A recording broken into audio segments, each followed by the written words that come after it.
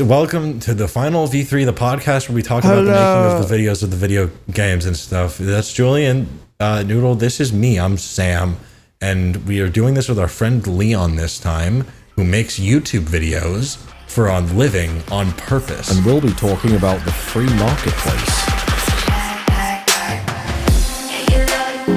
Hi, Leon. Hi, Sam. I was going to do a running bit where I would respond like 10 seconds later and be like, it's the Europe connection, but that's just not true. You were going to lie really to people great. on our podcast? Your first time on? That's so great because Billy is going to be like editing this. He's going to hear the clap sync and then immediately think, what the fuck went wrong?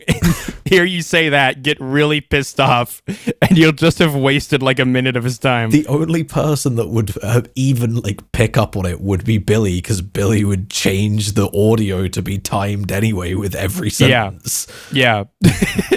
He would probably do some shit where he would just make it really short on purpose, just make you look like an asshole. Just every once in a while, like have like a very yo, this is whenever Fania.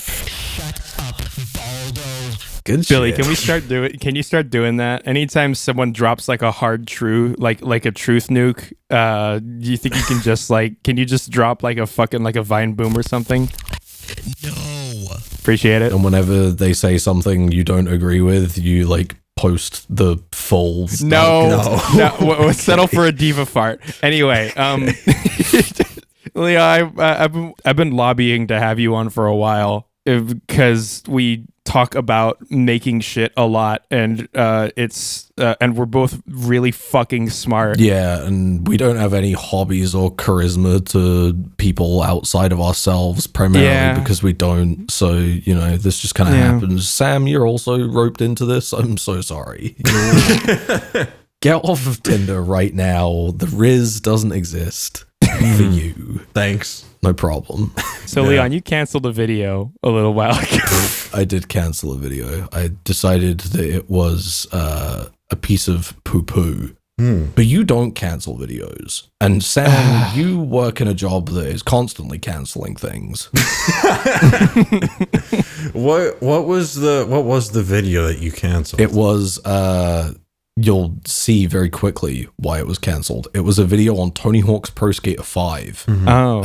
Yeah. The big problem is that this video was made with bad intentions. And I'm sure that like most of the time, especially with Julian, if something is made with bad intentions, it doesn't really get off the ground. I sure try to avoid that happening, but I'm not entirely sure what you mean when you say bad intentions. Do you mean like you were just in hater mode when you started on it, or what? Oh, no.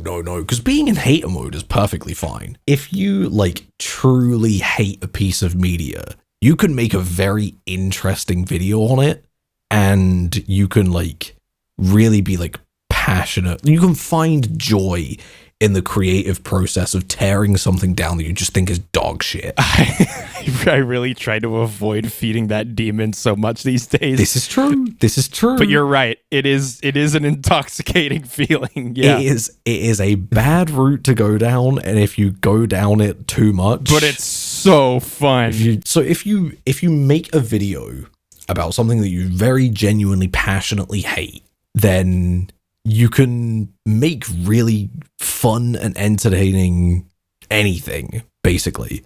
Tony Hawk's Pro Skater 5 is a game that I look at and I go, this is just boring and dull. And it is boring, not in a throw it away sense. There are hours and hours and hours of material on how rock solid dull that game is. But because it's just dull and it's not genuinely like hateful, there's nothing entertaining to talk about. You have so much you can say, and fucking none of it is worth listening to. And you had to finish writing it to reach that point of realization? No, I just thought, I don't care. I'm gonna do it because I desperately want people to make more Tony Hawk games. Okay. And so if I can get all of this out into the world, someone who's as hyperfixated as me might watch it and go, yeah, you're right. I can make my own Tony Hawk game that is better than Tony Hawk's Pro Skater 5. It sounds like you just want to make a Tony Hawk Pro Skater spiritual successor video game. This is true. Well, specifically, there is a game called Airblade. Have you ever heard of Airblade? I have not heard of Airblade. It reminds me of the movie Air Bud. It is nothing like Air Bud. Well, then I don't care. This is fair. What's the point? It's like an old, 2000s skateboarding game that came out just after Tony Hawk's Pro Skater. And it is one of the worst games that I've ever played. Oh, didn't you cover this in the fucking skateboarding games video? Yeah, I Yes. think I remember this. But it is one of the very few games that is like, it's so incredibly bad. I would never wish it upon anyone, but it should be like studied a little bit for the very small reframing that it takes for a game like Tony Hawk, and turns it into a new compelling experience purely based on how it repositions you as the player relative to the mission structure, which is just... I love shit like that. And it's like, it's not a good game, but if you're going to make a game that's like Tony Hawk's Pro Skater, you should play it and go, these are good ideas in a terrible game. Well, what do you mean by it repositions the player? So, Tony Hawk's Pro Skater, it puts you in a level for 2 minutes, and then it gives you roughly 8 objectives within that level. And you can do them at any time, and it reveals that, like, it's not just that they're all revealed at once, they all exist within the level without you ever being told where they are in the level. Airblade has a similar concept, but instead of Tony Hawk's Pro Skater, where it gives you a 2-minute time limit and it says, whatever you just did, that's sick, do it again. Airblade tells you, do all of it. Here is one of the objectives. What? And it slowly unveils all of the other objectives as you go along until you finish all of the objectives. Then you hit an end goal, and then it's like, cool, here is your score, here is your time. You either got like an S rank or an A rank or whatever the fuck.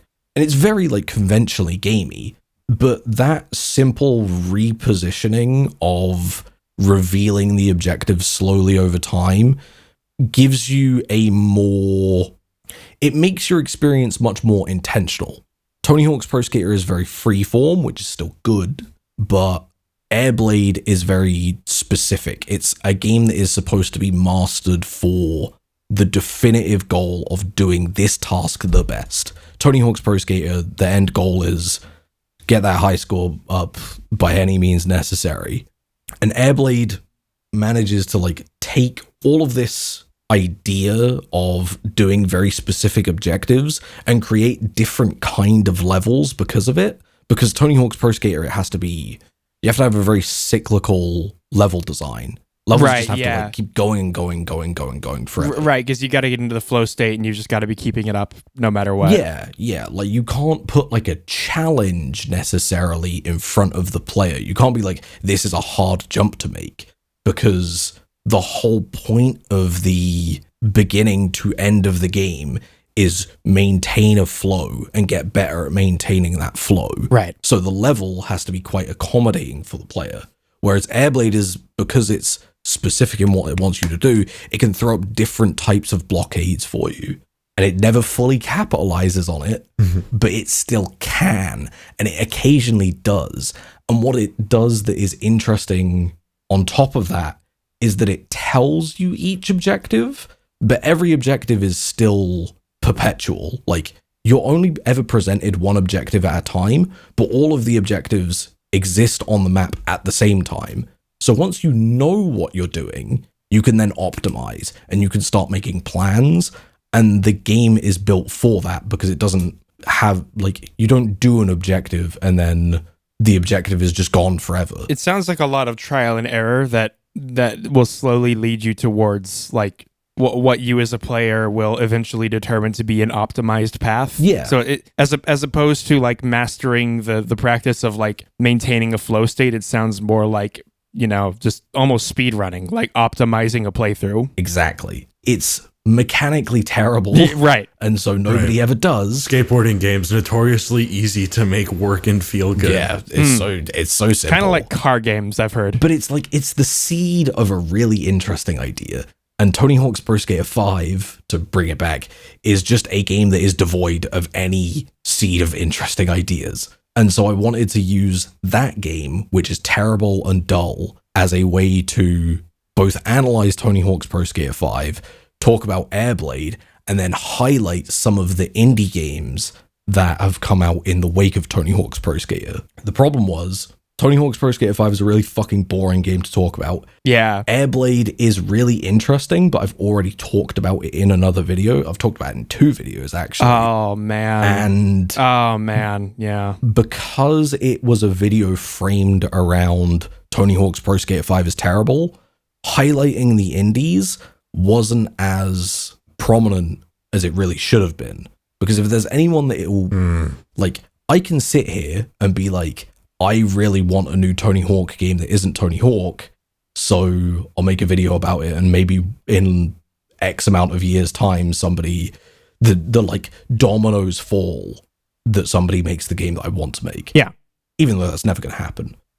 Hey, you don't know. Because that... You don't know. Exactly, but this is the thing. I don't know that will happen, but the thing I do know is that if I make a video at like the kind of size of the platform that I have, if I make a video and I explicitly mention certain games and highlight them in certain ways, I can financially benefit developers without that might really need that support. Based on the amount of reviews that all of the games that I wanted to mention have, all of those games really need the support.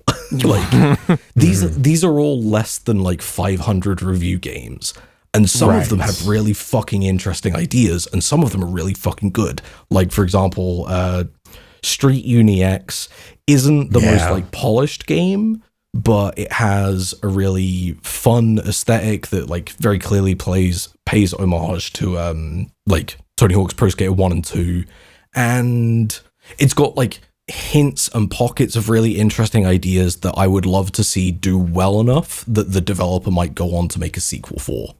And for anyone who doesn't know, Street Uni X is Tony Hawk, but for unicycling, like street unicycling, stunt unicycling. Yeah, that's fucking awesome. What? Yeah, and the developer is in fact a fucking tricks unicycler.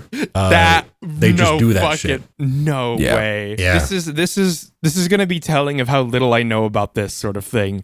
But I thought I've talked to you about this before. I don't know. The first image that comes to my mind is just someone like a clown doing like sick ass tricks while juggling, like imagine that, but without the clown. Okay, but like I kind of want a version of the game where you are a clown, though. Think about it. Well, anyway, sorry. If it gets a sequel, it might have the clown. Yes. Listen, whoever made Street Uni X, I need you to just make a sequel, but I can juggle. Exactly. Anyway, and that. And that's somehow a part of the balance bar. Holy fuck. There's a second balance bar. That'd be fucking tight. So what we're doing right now is we're recreating basically the worst Steam discussion forum post that you could possibly hope to get on a game like this. 3 white men talk about the game somebody else should have made. Like, can we rename the podcast? I'm sorry for derailing. Where were we going? Oh, I was just going to say, so it's like the games that I like specifically wanted to highlight were Street Uni X, and also Motor Doom, if you've heard of that. No, I've not heard of that one. That one got a bit more traction. It's basically Vampire Survivor mixed with Tony Hawk's Pro Skater. So you stunt on the vampires? You do stunt on the vampires. What? And the thing is, this is why I know this is like, there's a part of me that's like super onto something, because there is a game called Hellskate that is another combat Tony Hawk game, but that version, like, so Vampire Survivor and Tony Hawk's Pro Skater, it's like combat mixed with Tony Hawk's Pro Skater. There's another game called Hellskate that is more active combat, that is based more on Hades with Tony Hawk's Pro Skater. And Hellskate, which is Hades and Tony Hawk's Pro Skater, and I don't like that I'm about to say this, is fucking terrible. Oh. It's really bad. But Vampire Survivor with Tony Hawk's Pro Skater is pretty good. It's like I would pay for it again. I was happy enough with it. But that, like, the fact that there is enough balance there to go, there are still many, many ideas in this genre. There aren't many people making them.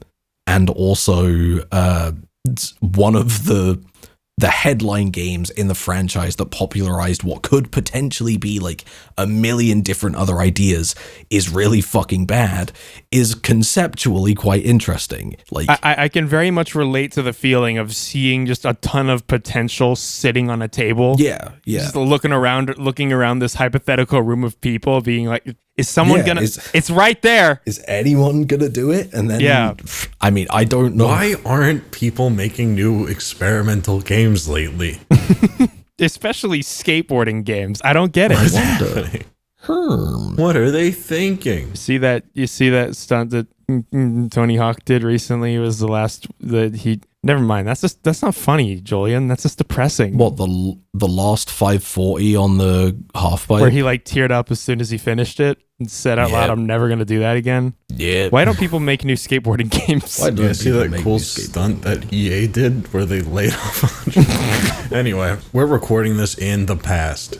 We are recording this in the past. EA, Jesus Christ! EA in the time between this recording and the last will have like eaten fucking the elephant's foot and become a new behemoth of a developer that takes away food from all developers' plates. We don't know how they're doing it. Big questions. What was I saying? You had this video that you were gonna do where you were contrasting things that you didn't like about Tony Hawk Pro Skater with things that you do like about other experimental games as a way of like pointing to this big possibility space. And then you made a version of that video and you did not like it because it was not interesting the way that you had done it. It sounded to me like you had created a structure around a thing that wasn't interesting as an avenue to talk about things you actually cared about. Yes. Yeah. But then the backbone still sucked, and so you didn't like it. Yes, exactly. Hard to make a thing that you are not passionate about load bearing. Yeah. And like this is like what I was saying when it came to like it's made with bad intentions, because it's like there is a good intention in there in the, you know, you want to support smaller developers, but also if you have that goal but the intention is that you're going to manifest that goal through a thing you really don't fucking care about, you're still wasting the viewer's time and yours. I mean, there are ways of getting around it. Like if you want to use it purely as connective tissue, if you can find a way to spend no time on it, then that's one thing. Yeah. But it sounds like that was definitely not what you were doing. No. And the problem is, if you wanted to make a video that was just about games that were like Tony Hawk's Pro Skater that aren't Tony Hawk's Pro Skater, it's very hard to make that clickable. And if you go, here's a really bad entry in a franchise that you are familiar with, that's much more clickable. Right. Once you make a video that is titled a really fucking bad Tony Hawk's game or some other variable, you kind of have to deliver on that promise. Right. And so the moment that you were trying to Trojan horse in a bunch of games about unicycles, it's like, this is a hard sell. No one's going to be happy with this. I'm getting deja vu. This is sounding a lot like a struggle I was having and yelling at Sam about last night about what I'm working on right now, actually. Yeah. Oh, is it like secret leak? Hey guys. Oh, okay.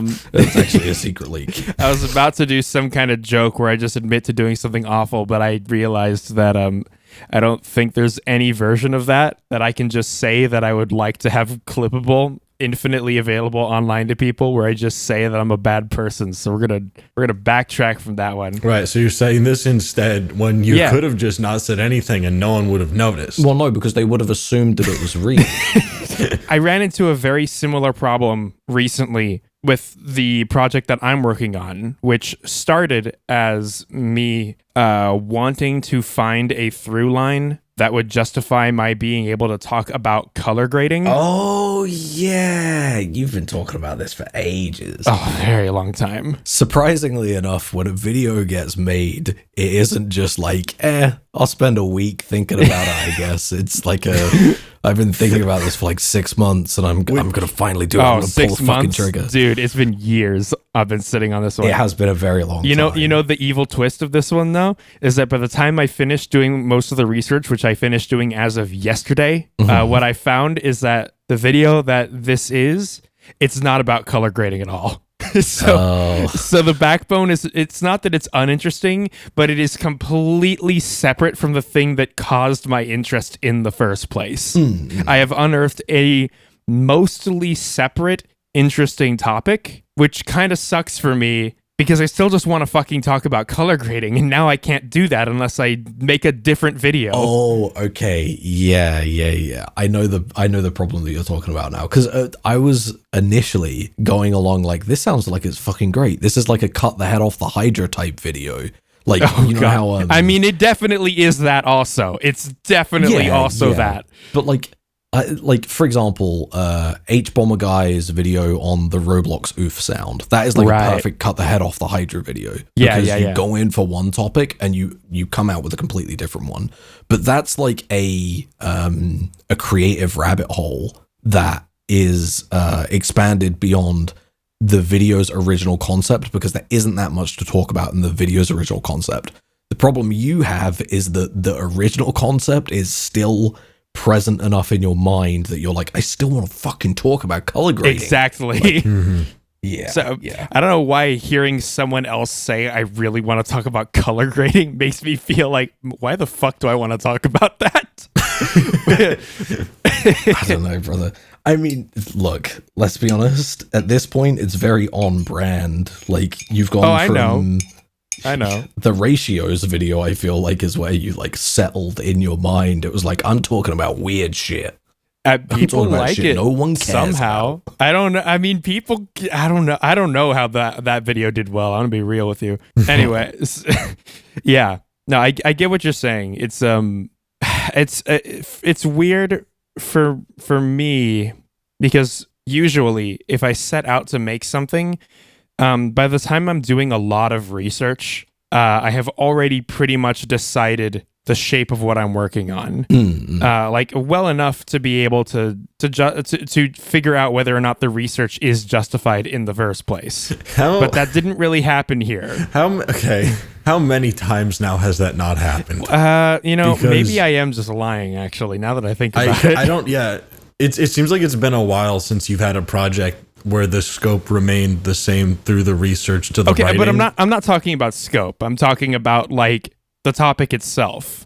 Like I don't ever just change. It's not often that I'll be working on something, and the more I learn about it, the more just fundamentally what the video is about just changes. I don't get rug pulled on the thing I'm writing about very often. Right. But that just kind of happened here, and it was mostly due to some misconceptions that I had about the topic in question. Right. But yeah, it sucks.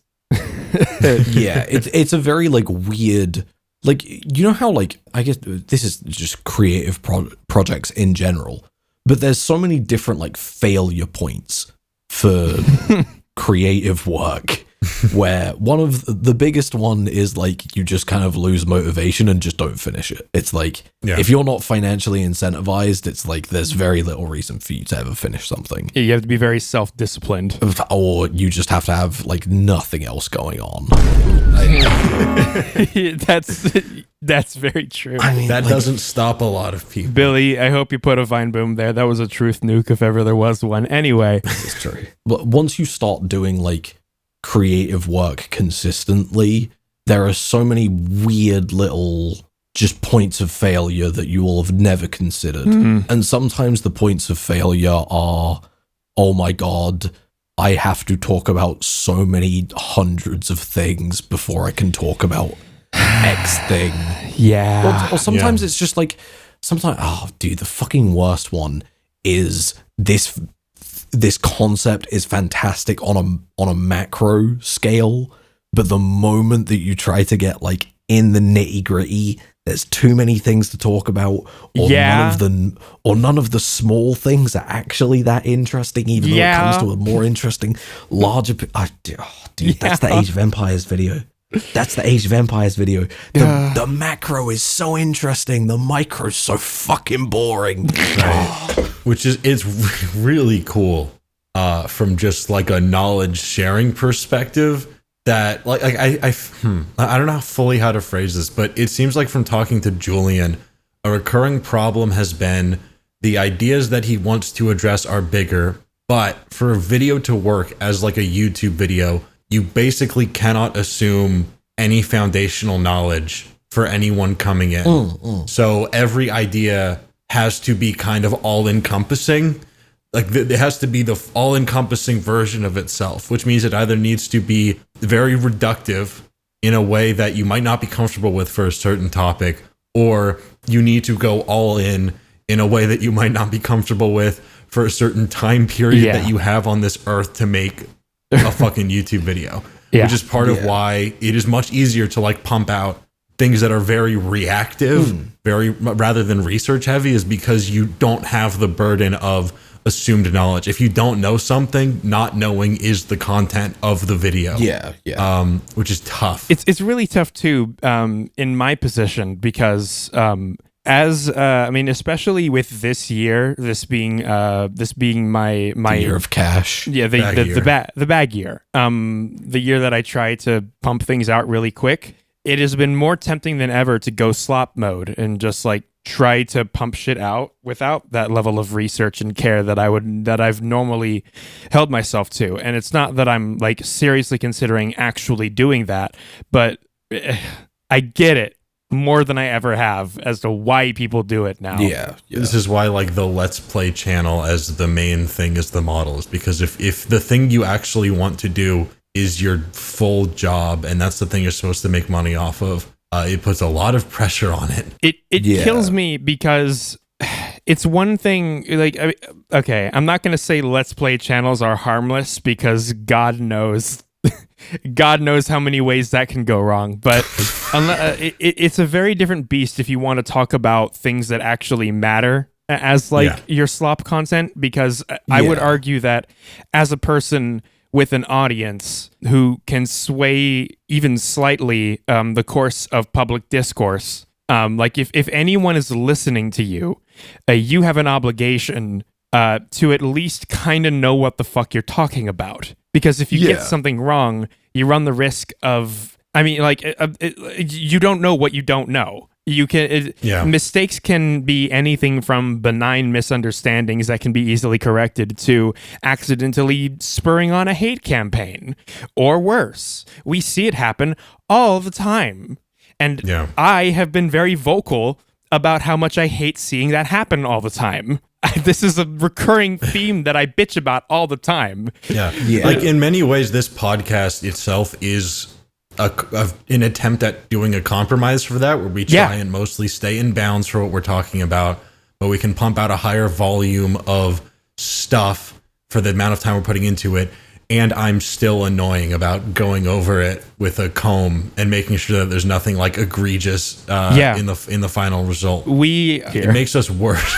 I would also like raise my finger and say that like this kind of applies to every single creative field anyone could ever engage with, but like there's probably a lot more going on behind the scenes than like people realize. Like even like being, I've got my fingers in some pies, and like even some of the podcasts that are like, how the fuck is this, like, how does this take up a lot of your time? If you talk to some of the people where it's like, this is just a comedy podcast, it's like, fuck me, like I can see why this takes up so much of your fucking time. There is, I think it is understandable, not reasonable. I think it's understandable to assume that inside of a lot of entertainment, the predominant idea behind, or like the level of precision that the creator goes for is probably not very high, especially on like YouTube, where you're financially incentivized to kind of abandon that sense of precision, because the main thing is unfortunately quantity, which is why Let's Plays were so prominent for a while, and now it's primarily videos that are 3 hours long, that have a high viewer retention, that means that you get a lot of ads in, that people put on in the background. And because people put it on in the background and it's background footage, you aren't necessarily encouraged to put in as much effort. You're encouraged to draw out a concept for as long as possible. That's interesting, because that's actually not the trend that I've been seeing. Like, that used to be the case a little while ago, but moreover, the meta that I'm seeing most commonly on YouTube is videos between like 8 to 20 something minutes long, pumped out like once a day or once every other day, about just like the topic of the day. Just extremely reactive, really killing it right now. Yeah, that is killing it, but that's like killing it in like an algorithmic sense. Like, well, yeah, that's what I mean. Those are still kind of following in the trend of quality over quantity, and yet as the person who is making that, even if you are like, I'm not saying that insert person you dislike here is going through it with a fine comb, but there is someone on the come up right now who is like relatively small, able to do this on like the side as a part-time job. They probably care a lot and probably do the same format and comb through it much finer. And that's kind of probably why they're at a smaller size, because their barrier for what comes out is, because I've set up 100%. I mean, it's not okay. We can use ourselves as an example here again, right? Like, I am not going to make the claim that if we put out a podcast episode once a week, our podcast would be getting more number. But I think that it would be more likely to, because there would be more chances for people to see it, because it is being uploaded more frequently, and because the people who engage with it have more material to engage with. And one of the things that would make that possible is Sam and I, especially Sam, just not combing through the material as much, like just lowering the level of quality control. Yeah, opening ourselves up to inaccuracies and just saying shit. And Sam's just such a fucking control freak. He's fucking egomaniac. Fucking insane. It's just like, can you make my voice sound better here? Like, his number one correction every increase time the timbre. Really make me sound like a man. Yeah. So where anytime he'll like redo takes, he'll like re-record lines he said in the podcast because he was like, I don't like how I sounded there. Yeah, what I do is, this actually is not my voice. I strip it out and I hire another voice actor with a deeper voice to go over and re-record over my track, just because I think it's important to the information. Patrons, we just want to thank you for your financial support. Yeah. It's been a real drain. Yeah. Sam's voice actor, fucking, I don't know, Alfonso, really appreciates the money. Yeah. Well, he really appreciated the money once because, it gets fed into a large language model. And then right. Right. This guy just get to where the puck is going. Did you ever tell him you were doing that, by the way? No, he's learning for the first time as he's... There's my bit. You didn't hear that because it got noise canceled out. I did like a throwing chair sound without actually throwing a chair. Yeah. Anyway, it's pretty high concept stuff. Yeah. But no, to circle back, we were really punching above our weight on this one. Yeah. Thanks again to our patrons. But this is something that I think we talked with quite about a bit when we had them on. And also that I talked with quite a bit about the other day, because they're starting new ventures where they are making an earnest attempt to how do you do a reactive slop type channel without completely giving in to all of the incentives that make that potentially destructive. Right. And part of the answer to that is just doing an ungodly amount of work. And it is a little terrifying to watch, and I'm saying that. Yeah, but you either have to just go, you have to pull a double overtime, or you have to pay someone else to be your fact checker. I just want to say there's also another thing, which is that by the nature of this content being high volume, there's another angle where this part of the reason that accuracy doesn't matter, not as much, but in the same way, is because the statements that you make in a given video, even though they will be on the internet forever and will be clipped and repeated potentially by other people, they don't necessarily need to stand on their own in the same way, because if the situation changes, you're going to post another video tomorrow about it. Yeah. And the first one is going to become irrelevant as new information comes in. And it's weird and difficult. Yeah, I hope they're doing okay on that front. It's kind of like an offshoot of like planned, like, you know, the concept of like Apple is doing planned obsolescence for their iPhones. Yeah. And it's Well, no, like, they're maybe not. they are, No, maybe they're they're not. not. I don't know. No, they wouldn't do that. Allegedly, you know, whatever. They wouldn't do that. And for the viewer who doesn't know, planned obsolescence is when Apple puts a little time bomb in your phone. Yeah, it's where And so that, they put a little gnome inside, and he starts like taking a hammer to the internals after like 3 years time. And until then, he's just kind of waiting. Just kind of reading your text messages and stuff. Yeah, it's really.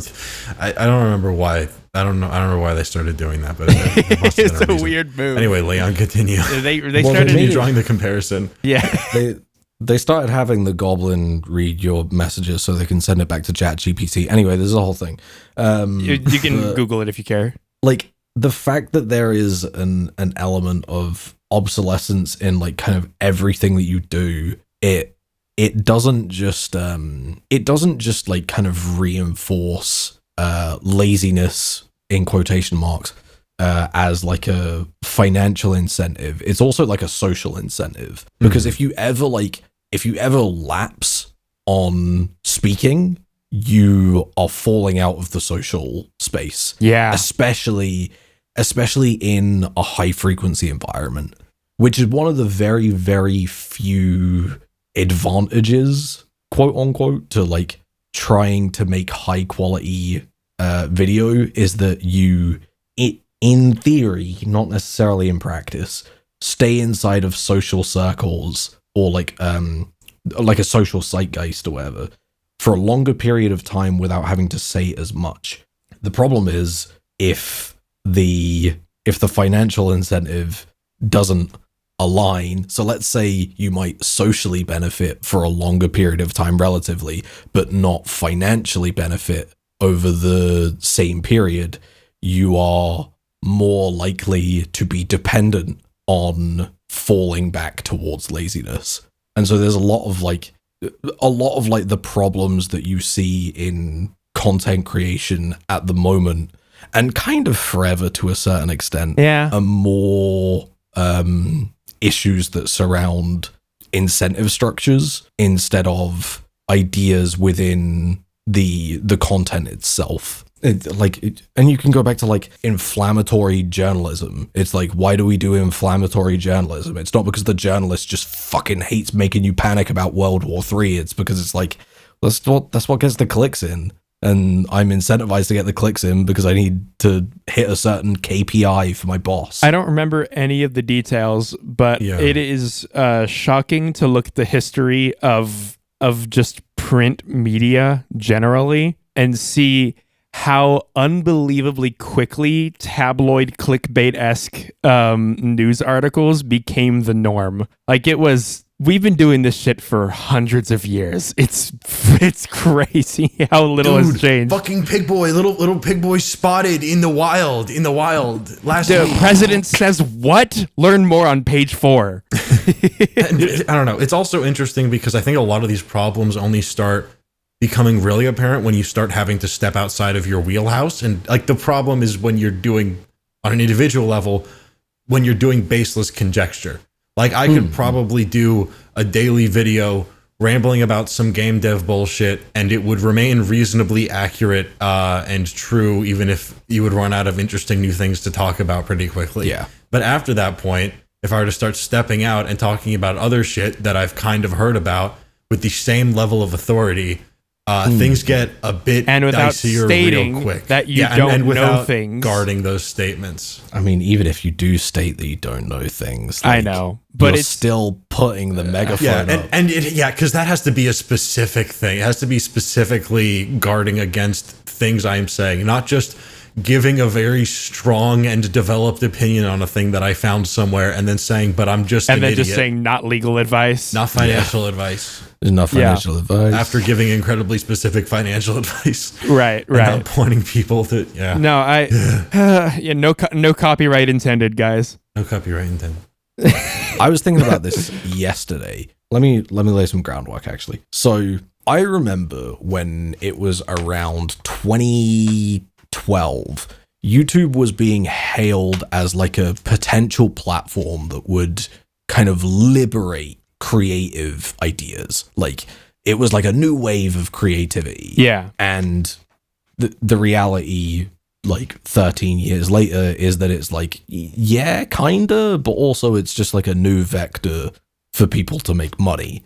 Do you think that there is any way that you could have a platform in the future that both, even excluding financial incentive, there would be a way for a platform to not just repeat the same mistakes as YouTube? Because sure, maybe as a platform, as like an artistic platform, you could make it so that there's no financial incentive. And so theoretically, someone should just be making what they like. But if someone is just making what they like and the platform allows them to keep up with the creator who has made something that they've liked, they now have like a social gain. Right. And that social gain either can be converted into a financial gain, or maybe that doesn't matter to the creator, but they still really value that social gain. And so they change the way that they create art in order to maintain and kind of like steamroll that social gain. Do you think that there is any way a platform could curb that? Like, I think what you're talking about is you would have to completely invert the structure of YouTube in how it organizes and promotes the content that people upload and the people uploading content. Because right now, when you do throw videos onto YouTube, they don't enter like a community context. I'm showing this video to my friends. I'm showing this video to this group of people. It just gets kind of entered into the fucking blizzard of YouTube videos that are out there. And that creates a lot of funny problems that you don't necessarily get if you are thinking in terms of community, like actual communities that have boundaries and places that they cross over with other groups of people. Like the current format of the internet, I think, makes that really difficult to exist. Yeah. If you're ignoring financial incentives. So are you thinking more like, because like forums, for example, they are community spaces, and yet the forum itself is fairly apersonal, in that if you post something to Smashboards, you're not blank guy, posting towards a platform. You are talking for Smashboards effectively. Like, if someone links to your post, they're saying, I found it on Smashboards. They're not saying this person posted this. So are you implying that then, like, not that there needs to be, but a potential solution for this could be a kind of isolated group dynamic and yet a removal of personality from within that group? I don't know if I'm saying so much the latter thing as much as like the way that YouTube handles content. It is an inhuman structure. It's not optimizing for anything that's like good conversation or preserving context. It's optimizing for virality and growth as like an environment. Whereas if you have a website that your stuff is on, you can create something that's a little bit more comprehensible socially as a human being at the cost of virality and reach and all of this shit. Like there's this really optimistic early internet thesis that what we're going to do is we're going to put all of the ideas into the free marketplace of ideas, TM, and the truth will rise to the top. This is how like people will self-regulate magically. And that's a really cool idea in theory, but the problem is that there is a hidden assumption in there, and that is the marketplace will optimize for truth. But like markets don't have opinions. Markets they're not moral. They're not immoral either. They're completely outside of the boundaries of morality. A market is a structure. It responds to incentives. Yeah, long story short, we built this system to do a thing and hoped it would do something else, but instead it did the thing it was built to do, which has been very annoying. Well, I mean, you say that. YouTube wasn't it originally designed to just be a video sharing site? Like, it wasn't like a video sharing site with the idea of growth. It was just like, yeah, when I say got to put these videos somewhere. Yeah, when I say built to do, I don't mean necessarily with intention. I mean like the incentives that were laid out within it have played out according to those incentives. There was no like hand of God that came in and intervened to make it still work on some other level. Like it turns out when you make something that's super financially motivated, the incentives that it responds to are pretty much just the financial ones for the most part. Mr. Beast is the beast that we made him. Now that's a fucking truth bomb. So yeah, that's why I scrapped a video about Tony Hawk's Pro Skater. We live in an imperfect system. What did you decide to do after you scrapped that video? Where are you at now? I've decided to make another video because that's what we do. Okay, that's good. That's what we do. Well, so we stay on that grind set. The other thing is that like if you scrap one video, that just opens the door to make something else that you kind of like. There was this idea before I got like decently deep into the video where I was thinking, well, I'll just make this as like a small video that lets me write the script for another video that I want to make. And then, you get most of the way through a video that you don't want to make and you go, well, the script is done. Why the fuck would I finish this? I hope the script didn't take you too long to write. It didn't take me too long because it was actually like anyway, this is a whole different thing. But like the reason that you would probably not finish, like, I think that there is a very justifiable reason to look at the thing that you don't want to finish and think, why the fuck would I finish this? And it's like, we get paid more. You might as well spend the extra like 2 weeks to finish it. But also, I don't want to make that shit. Like this is especially, I think, this feels very loaded, especially after talking with you about the kart racer video. Oh yeah. Where it sounds like you just ran into this problem and brute forced through it anyway. That must have fucking sucked. To give some context, I made a video that was about like kind of like the kart races from like the 90s to like 2005 roughly. And it started as a video that I really wanted to make, and by the end of it I was like, this video fucking blows and I don't actually have an interest in any of these games anymore. And been there. We all have, boy. There's a certain guilt that comes with making something that you think is dog shit by the end of it and then pushing it out into the public. Yeah. Because if it does well, you're like, fuck, that's what did well. And if it does poorly, you go, fuck, I just wasted a fucking like 2 months. Yeah. Like, even though it is like maybe I'm financially incentivized to push this shit out of the door anyway, for like motivation, it's probably better that I just, and I'm going to assume that it's better because it's the fucking choice that I'm making.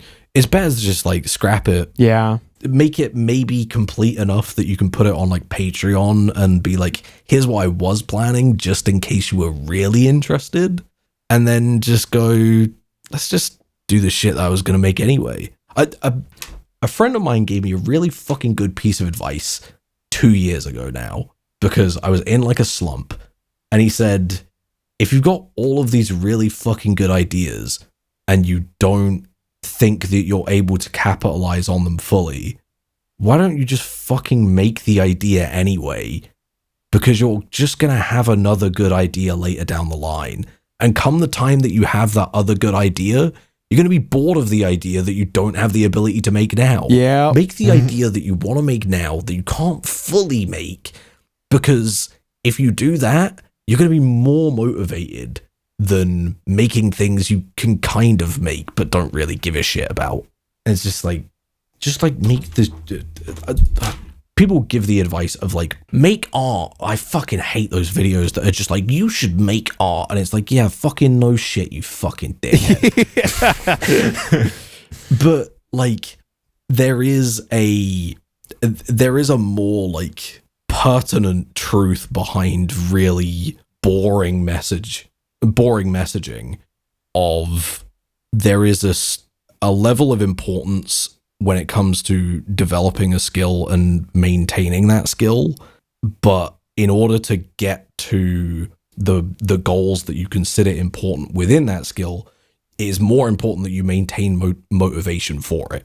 Because if you aren't motivated to keep that going, you'll just hit walls and you'll never be where you really want to be when it comes to skills. I don't know what it's like when it comes to business, because fuck me, we all know I'm running at a deficit, but you know, like... Yeah. So now I'm making a video that I was like, I want to say about 6 months ago, I was like, I just don't think I could make it. But now I'm like, I don't give a shit. Like, I'll have a good idea. I'll have another good idea at some point and it will all be fine. And now the plan is to stumble through it until I figure it out. That's quite nice. I've just been thinking about the thing you said about making something that you don't entirely, your heart's not entirely in, and then the guilt that comes with putting it out anyway.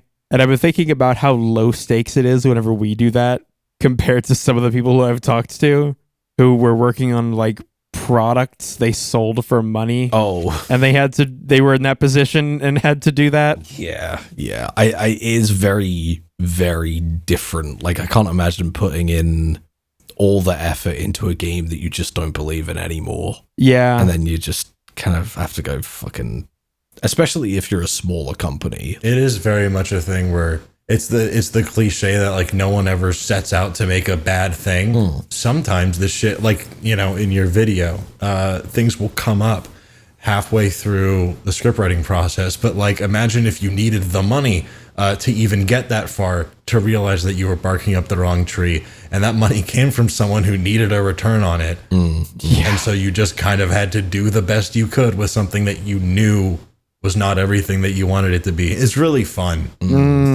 But the benefit is you hopefully survive to the next project. No, I think that if that happens to you, you should get laid off immediately and blacklisted from the industry. Right, because if there's one thing that I do want people to know, it's that when you do have an industry that's full of people who are doing things for the first time, and if they fuck up the first time, they're out. So everyone's just a first timer. That works really well in the long term. You entered a bad product into the marketplace. The market has spoken. We're all for free markets here. What a cheery recording session. We had a hopeful note in like a second there, and then it got worse. Yeah, well, I mean, that's my fault, but I'm really good at that. That's what this podcast is. All right, it's one of those make art videos that Leon hates, but actually you should please just do that. Yeah, you should first and foremost make a payment to the Patreon, though. That's what you should make a payment to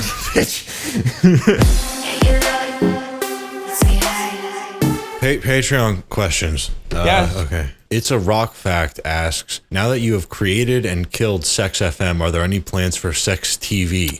Don't Julian? fucking tempt me, man. I'm still trying to figure out how to bring Sex FM back. Starting like a pirate public access radio station, but for, again, TV. Sex TV would just be, if I were to follow this line of thought, it would just be like a 24/7 live stream. Yeah. With a bunch of pre-programmed content that would fit into the Sex FM branding. Yeah. I really like that you immediately jumped to 24/7 live stream instead of like set predefined hours. Well, it's because it's radio, it's TV. That's kind of the whole point. I mean, sure, you could go old school, but like by the time the 90s had come around, like there weren't really any channels that didn't broadcast 24/7. And so if Sex TV would be a thing, it would be I would want it to be an honest to God like faux TV station. That's the whole point of Sex FM, so that would be the point of Sex TV. The whole point of Sex FM was originally so you could listen to funny songs in Pacific Drive. But then we found a way better idea. If only I had infinite money and time and money, I would love to make sex TV. But that would just require genuinely either just acquiring the rights for or creating a fuckload of original content. And you think music licensing is hard. You have no idea. Brother, Mega64 got their Twitch channel that was 24/7 broadcasting of their own content taken down, and they own all that shit. Damn. Well, I support whatever you want to do that makes your life infinitely harder. Yeah, I'll have you on the back end working 24/7 as the single IT support guy. Thanks, man. I feel like that'll go well. Sam famously loves web dev. Can Sam go into more detail on the funny game engine, with the goal being to make a game engine that is presentable and I believe the term was less sterile, asks Rat Wedding. That's a really good username. That's a really great username. And does that go farther than just allowing code to be edited while the game is running? Will code be simplified, for instance? Okay, so oh god, I'll go in a little more detail now, and I will leave the detailed details for another time. But yes, I made a series of custom game engines that were all built around the same kind of principles to make making games actually watchable. And the first thing that you do is you make it so that all changes are shown live, so people, because the thing you want to do is you want to make sure that people can follow what you're doing, even if they don't understand how you're doing it. And the biggest thing that you need to do is make sure that what is happening in your head is happening on the screen. And you would think that visual programming, like, simpler code or block programming would help with that. It certainly does for me, I will say. Like, I can much faster understand the broad strokes of a thing laid out in a node graph than I can typed code. The problem is that also sucks to watch. Right. It doesn't make, because the thing that you actually give a shit about is the changes. Like, looking at a node graph and watching someone unplug and plug back in different parts of the logic really isn't that different of an experience as watching someone type live, unless you can see what's actually happening. So to the extent that I've simplified the code, it's almost always, I ended up, I had a whole plan to plug in like a Scratch-like block coding interface to one of the engines or whatever. I ended up just not doing it because in terms of bang for buck, I was getting way more out of trying to simplify the things that I was typing so that I could make changes faster and designing a better API for the engine and stuff. And then also lifting out certain things I was typing into visual interface things, but not necessarily like making all the code drag and drop block programming, but it's like, okay, I do actually need like a formalized idea of objects on screen doing stuff. I need to anthropomorphize different systems in the engine so that people can describe what's happening in terms of like objects taking action and relationships between them. There's a whole bunch of shit. Also, there's easy wins, like literally just make all of the UI in MS Paint and make buttons play sounds when you press them. That is pretty free and makes things more fun to use and watch. It's a lot easier to make fun tools than I think people expect because of how not fun most tools are. Because when people are making tools, making them fun isn't the first thing on their mind, or even on their mind at all. Yeah, tools are the best tools in industry are usually considered by the industry to be the invisible ones, the ones you forget you're using because they're frictionless. Yeah, and then they're not frictionless. Yeah. I'm in the future now, and I feel guilty for how quickly we went through those questions, but I have you hostage now, so I'm going to say the other part of that answer, which is that also there's a whole side of this where you're not actually trying to make the tool as easy to use as possible in all cases, because your questions are all about what is the creative story that's going to play out, and how do I make sure that is as visible as possible. The thing you want to be drilling into is, okay, well, what makes it difficult? Like, fuck making an effective tool that gets you from point A to B. What obstacles give me something weird to overcome? Especially if those constraints result in artifacts that you can notice in the final work itself. That's like the That's the best. I could do a whole thing. Maybe we will. Sorry for the shorter Patreon questions this week. We will be going for longer next time. But first, I do just want to thank all of the $14 tier patrons: Tom Keeley, John Purdy, Harrison Oakley, Daxtery, Commander Cyrus, Drew McIntosh, EXE Bill, Chulump the Big Money Wizard, Samuel Danver Platz, OJ McMuffins, Leon Kive, Holly Buxa, Wormy, TJ, Lucky the Proto, Combustible Mon, The Darkened Rose, Denji, Witty the Entertainer, Tobin, Never Dreams, Nessie, and Cosmo. Seriously, thank you so much. Also, we are in the process of figuring out more stuff to do with the Patreon for supporters, so we will see you soon.